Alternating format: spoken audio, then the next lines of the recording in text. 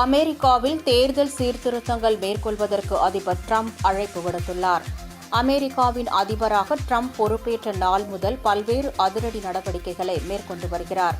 உலக நாடுகளுக்கு வரி விதிப்பதில் தீவிரமாக இருந்த அவரது கவனம் தற்போது தேர்தல் மீது திரும்பியுள்ளது. அமெரிக்காவில் தேர்தல் சீர்திருத்தங்களுக்கு அவர் அழைப்பு விடுத்துள்ளார். இதுகுறித்து ஊடகங்களுக்கு பேட்டியளித்த அவர், அமெரிக்க தேர்தலில் நடைபெற்ற வாக்கெடுப்பின் போது மோசடிகள் நடைபெற்றதாகவும் வாக்குகள் திருடப்பட்டதாகவும் புகார் கூறினார். அதனை சரி செய்ய கடும் கட்டுப்பாடுகள் தேவை என்றும், இதற்காக தேர்தல் சீர்திருத்தங்கள் மேற்கொள்ள வேண்டும் எனவும் அவர் குறிப்பிட்டார். சில சந்தர்ப்பங்கள் தவிர வாக்காளர்கள் தங்களுடைய வாக்குகளை பதிவு செய்ய குடியுரிமைக்கான ஆதாரத்தை காட்ட வேண்டும் எனவும், நோயினால் பாதிக்கப்பட்டவர்கள், இராணுவத்தினர் தவிர மற்ற யாரும் வாக்குச்சீட்டு முறையில் வாக்கு அளிக்கக்கூடாது எனவும் அவர் தெரிவித்தார்.